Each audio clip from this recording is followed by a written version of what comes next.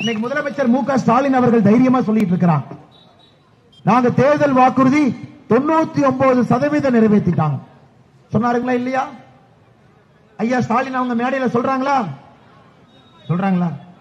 சரி, இப்ப நான் தேர்தல் வாக்குறுதி திமுக சொன்னது சொல்ல போறேன், நிறைவேற்றினா இல்லீங்களான்னு நீங்க சொல்லுங்க.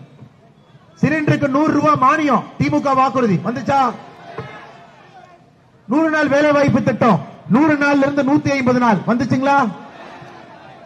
கரும்புக்கு குறைந்தபட்ச ஆதரவு விலை ஒரு டன்னுக்கு 4000 வந்துச்சுங்களா? நகை கடன் தள்ளுபடி வந்துச்சுங்களா?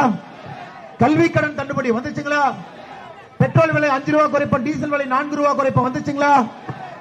நாங்க ஆட்சிக்கு வந்தால் உயர்கல்வி படிக்கிறவங்க, கல்லூரியில படிக்கிறவங்களுக்கு டேப் கொடுப்போம், கம்ப்யூட்டர் கொடுப்போம் வந்துச்சுங்களா? ஆனா மடிக்கணினி எடுத்துட்டு போயிட்டான், கொடுத்தது எடுத்துட்டு போயிட்டான், ஆனா டேப கொடுக்கறான். ஐயா திமுகவினுடைய 511 தேர்தல் வாக்குறுதியில சில வாக்குறுதிகளை உங்கள் முன்னால் வைக்கின்றேன். ஏதாச்சும் நிறைவேற்றினாங்களா? அப்ப ஸ்டாலின் ஐயாவுக்கு நாமெல்லாம் சேர்ந்து ஒரு கண்ணாடி வாங்கி கொடுக்கணும்.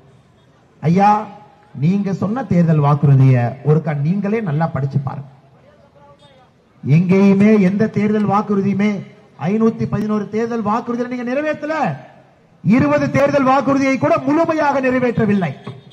ஆனா இன்னைக்கு பச்சை போய் மேடை போட்டு பச்சை போய் சொல்றாரு, நாங்க 99% தேர்தல் வாக்குறுதி நிறைவேற்ற.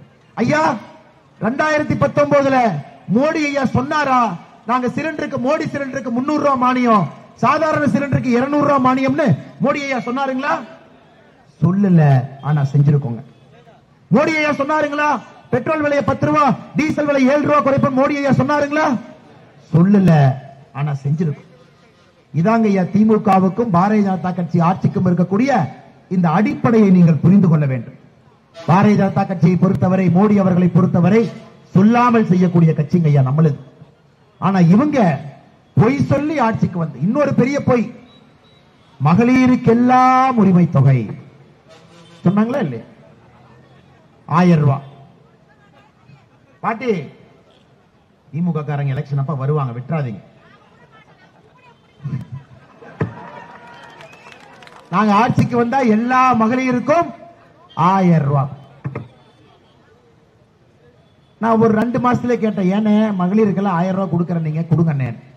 அதுக்கு நிதியமைச்சர், அப்ப இருந்த நிதியமைச்சர் பிடிஆர் சொன்னாரு, சொன்னோம் தேதி சொன்னமா அப்படின்னாரு. அநியாயமா இருக்கு.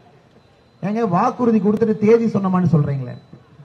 அதுக்கப்புறம் ஒரு 6 மாசம் போய் மறுபடியும் கேள்வி கேட்டோம், ஏன்னா 1000 ரூபாய் கொடுக்கறேன்னு சொன்னீங்க, சொல்லுங்க.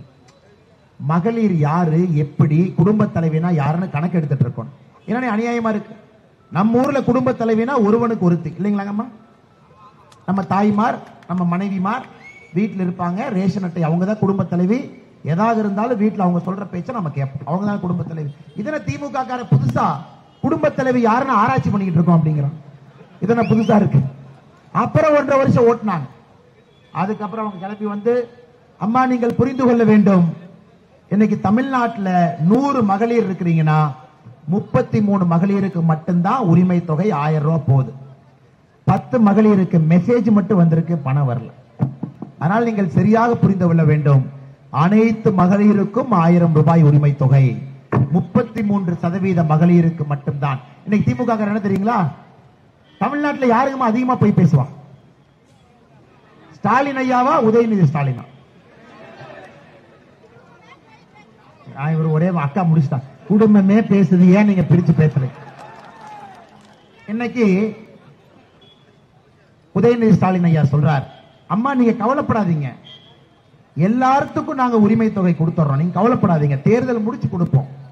நீங்க திமுக காரங்க வரும்போது ஒரு மனு முட்டு எழுதி கொடுத்துருங்க, தேர்தல் முடிச்சு கொடுப்போம். திமுக காரன் ரிசர்வ் பேங்க் கவர்னரா? அவன் நீங்க மனு எழுதி கொடுத்தோன்னே நோட்டை பிரிண்ட் பண்ணி உங்க வீட்டுல வந்து 1000 ரூபாய் ஓட்டிட்டு போறானா? எங்கம்மா நான் சொல்றது கரெக்ட் தானே? எப்படி எல்லாம் போய் பேசுறான்.